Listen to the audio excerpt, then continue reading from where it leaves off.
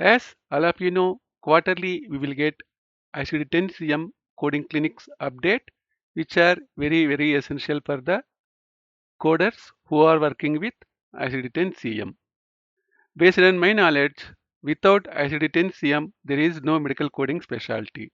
So overall, these updates are very essential for each and every person who is working under medical coding. Today's session, we are going to see few important topics related to coding clinics quarter T 2025 updates. As all of us know, every quarter we will get one coding clinic. So today's our coding clinic updates are related to quarter 3.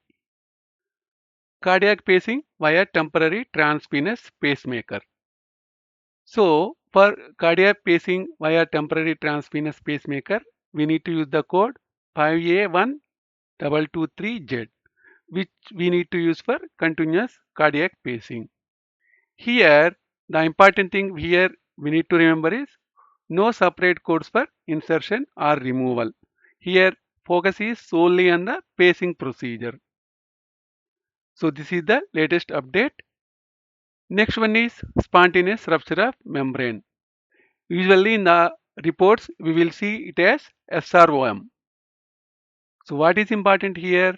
If not documented as premature or delayed and occurs naturally during labor, no code is assigned.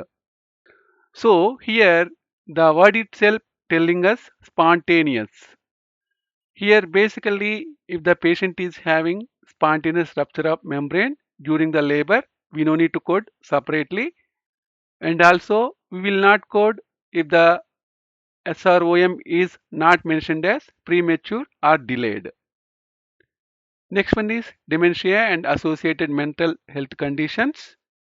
If you are looking for more updates related to quarter 3 coding clinic, please mention in the comment section of this video. So I will provide full updates related to quarter 3 2025 coding clinic.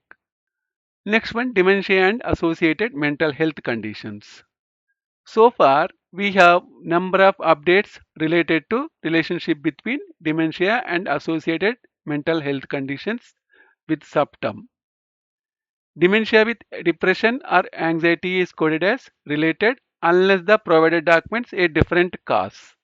So if the documentation contains dementia with depression or anxiety, we need to code it as combination.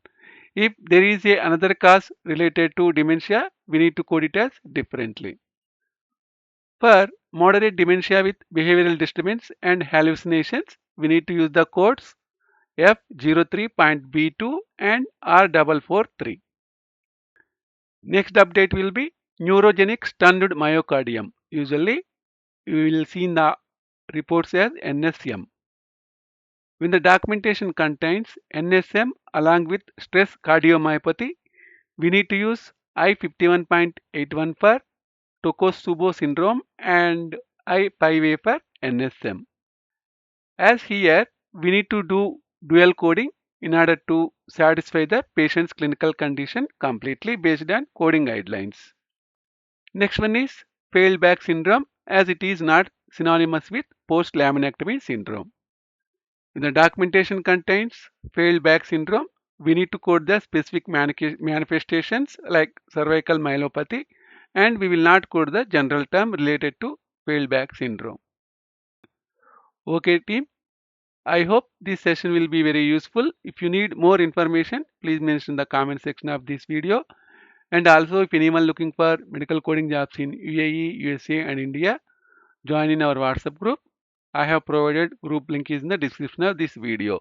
And also if anyone looking for trainings related to same day surgery, IPDRG, SCC and CCS certification training, please send message to 707-526-3939.